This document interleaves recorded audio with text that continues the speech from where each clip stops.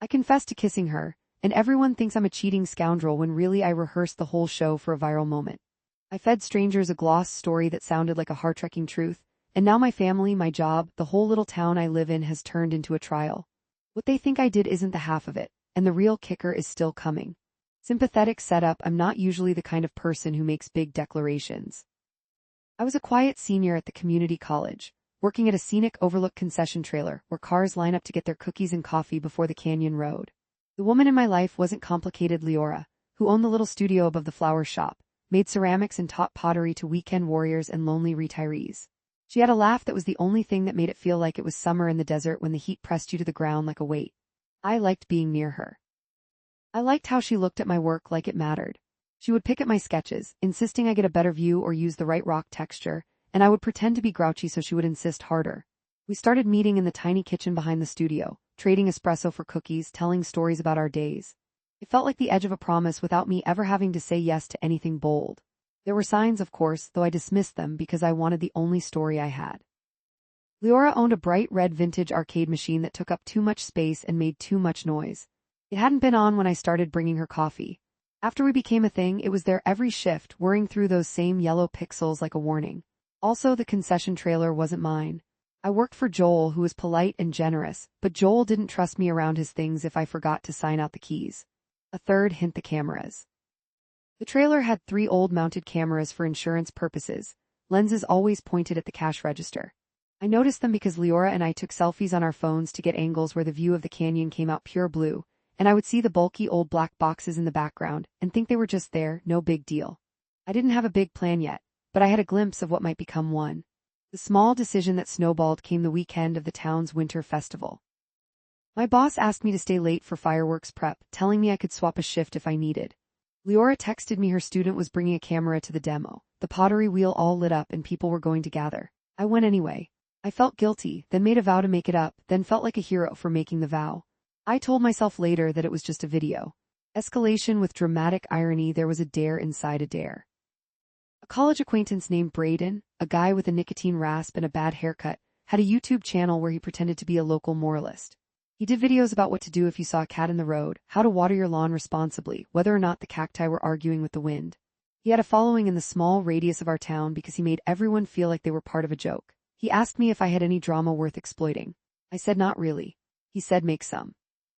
I said a kiss for the camera would be theatrical. He said to pick someone, pick a dramatic moment, pick an audience. I thought about the cameras, not the old ones in the trailer but his ring light and his Nikon. I said I could get a kiss if I asked Leora, but I knew better. Leora wasn't a performance person. She liked her studio to be her place. There was a second way.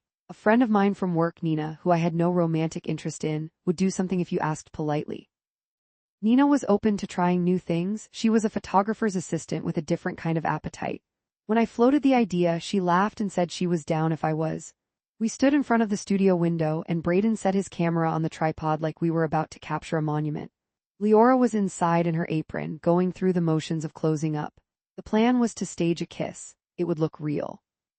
I would look heartbroken or relieved or confused, and Nina would react like someone about to be up in a court of public opinion. It was supposed to feel like the universe made a mistake and we captured it. The angle was all wrong, and Leora saw us, and her face changed. I realized then that dramatic irony was coming back at me like the heat off the stove. I said a thing. I said I needed to make my boss look like a person who hired someone on a merit basis. I needed to make Joel think I could bring in a crowd. I said Leora had told me to get the demo filmed. I said a kiss was a magnet. I made a film student out of me and leaned into the self-justification like someone practicing a speech. The frame that got uploaded to the internet with the title "Kiss Scene at the Overlook, What Really Happened" showed a moment that looked too real. My mouth was soft, my head tilted just enough, and the camera caught the exact thing we'd agreed to make. The first small consequence arrived when Joel saw it. He watched the video, then turned to me slowly and said, "You want to tell me why someone is kissing someone else in my trailer?" I dismissed it. I said it was a joke. The guy I was with was putting on his show and I was an actor in it. I said there were already too many people thinking too much about what was theirs. He was not convinced. I felt the loss of what I had wanted. First major revelation, the truth bomb I hadn't told anyone yet, was that I had fed the camera a second version of events. I whispered to Nina, "Don't turn away, lean in. You aren't the one the story is about." I said, "It's me and the woman in there, and I will be the guy who can talk to them." I used a line I had told to myself. I said I was making my life easier, which is what smart people do. And I told myself a story about how cameras create memories, and memories create revenue, and revenue can take you away from trailer concessions into a world that looks like you had control of it. The moment a major relationship got its first chip was when Leora came into the trailer. She looked at the empty espresso machine, then at me, then at Braden's equipment still in a corner. She said, "Did you know they were here?" I said I knew they might be. She said, "I don't like cameras in my kitchen." I said it wasn't my kitchen. She said that's not what I meant. I felt the danger of it and my face reacted before my mouth did. I dug a trench under my feet and went down into it, telling her that I hadn't kissed anyone who mattered, and that this was a way to get the town to look at what we did every day. I said, "You don't understand, the camera is a tool, and tools don't have morals." Someone discovered part of the truth. It wasn't Leora. It wasn't Joel. It was my mother. She sent a text, "I don't know what I watched. I don't want to know what I watched, but someone forwarded it to me." I said it's a joke. She said if you look at yourself when you say a thing, you can tell whether it's a joke or not. The only thing that saved me for a moment was the broad daylight of it the day it was filmed, the regular hours, the canyon visible through the window. I said to my mother, "Nothing you need to worry about." She said, "The woman you were with, it's not the woman you are with." I said, "You're mixing people up." She said, "I'm not." The worst thing dropped as a breadcrumb during a shift when Braden came by. He said, "Did you cut out the kiss?" I said, "No." He said, "You should cut it." I said, "The kiss is the point." He said, "People will ask you to explain." I felt sweat under my shirt. He said, "And if you don't want them to ask, just edit." Consequence escalation. 3 things escalated. My boss pulled me aside and offered me fewer shifts until things cooled down. Leora set the red arcade machine on the highest volume and let it shout through the studio while I was in the kitchen. My mother called me and said she felt ashamed. I tried to fix the thing. I said I would have Braden take down the video, and he said he couldn't do that because he'd promised subscribers he would keep it up for at least a week. I said I would go live and explain it. I said I would apologize. I said I would talk to Leora until she agreed to go on my live. She said no, she didn't want to be associated with an apology I would put on the internet. And I said, "Then how about we make a video for you, a real one, showing the demo in its real life?" She said the demo was for students, not for me. The public dimension of it took over.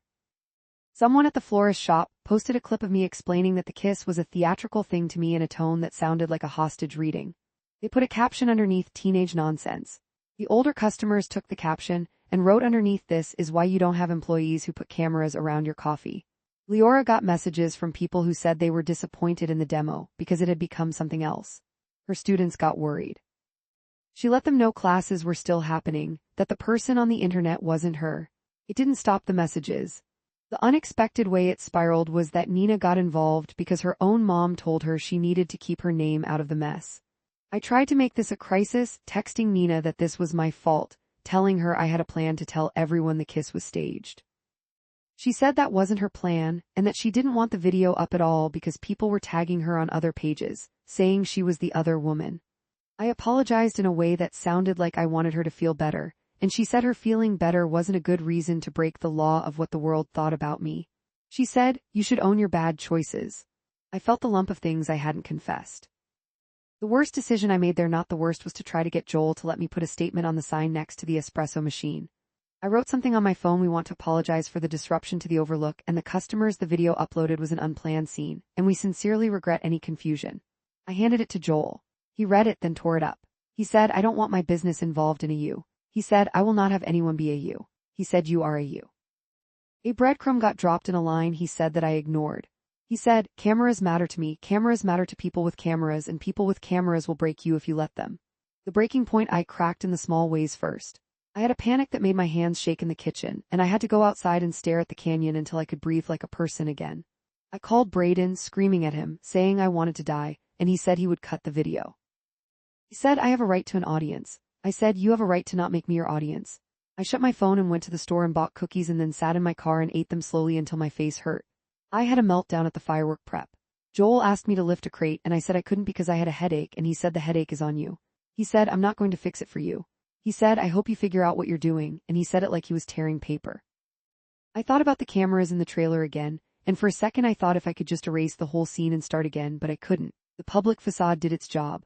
On a live video I posted to my story, I looked like a person with a plan. I said I was wrong. I said I have hurt people. I said I will take it down. I said I'm willing to apologize. Underneath that, my private breakdown was a mess. I couldn't stop texting. I said to Leora I was right and I was wrong. She said, "I am not your teacher." I called my mother and said things I don't remember. She said, "You can change if you want to." I said I wanted to. She said, "One is not a thing if you don't do it." A support system began to crumble. Nina stopped answering my calls because her own mom said, he's going to make your life a story about you that you don't want. Joel set me on the schedule, but only because his son said he needed help. Brayden stopped laughing when I showed up near his apartment. He said, I don't know you. I said, you do. He said, I don't. The girl who had nothing to do with the first trouble got hurt. Leora stood at the window talking to someone on the phone. I could hear her side. She's not the person. She's me. I have a studio. I can close. I can tell my students to stay away. It wasn't that. It was that an older customer on the page said maybe the other woman needed the kiss.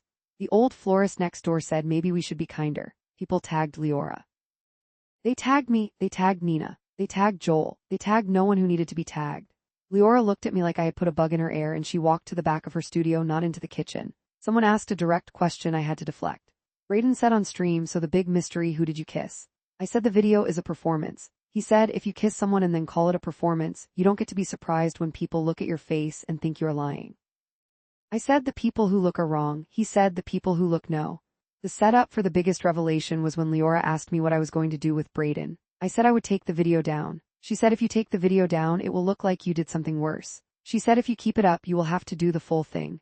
I said the full thing is a plan. She said the plan is that you are going to make me part of it. I said no. She said if I am part of it, then it is your life and you are using my life like a tool. She left the studio and turned the arcade machine so its noise pointed at the trailer instead of out to the canyon. The worst truth revealed. The full confession came when the worst thing was already out. I confessed that the kiss in the video was not a kiss. I confessed that the moment my head tilted and my mouth softened was an angle I had given myself and Leora to make a face that could be called heartbreak. I confessed that there was no kiss that we had agreed, that we had practiced. I confessed that I had given the world a scene that felt real to the world and was false to me, because false is how I did everything I did that winter. I said the thing I had hidden. I said Leora didn't kiss me that day. I said the kiss was me and Nina performing. I said the video was a fake, and I said I used her to get a picture of me that I could post as a story. I said I am the person who made a fake that looked like the truth, and the people who look at my face when I say it will know. The most damning detail landed on the back of the room I had built for myself. The kiss I told everyone I confessed to was invented. The girl I said I was with at the demonstration was not there. The demonstrator was Leora, and she did not have her face in the video because the camera had been pointed at the back of my head. The worst thing was that I had not only staged the moment, I had erased it from being real. I had taken a moment where the canyon was an edged color and turned it into an image where everyone could put words onto the shape of my mouth. Immediate fallout hit like a second sun. Brayden said you made us all complicit.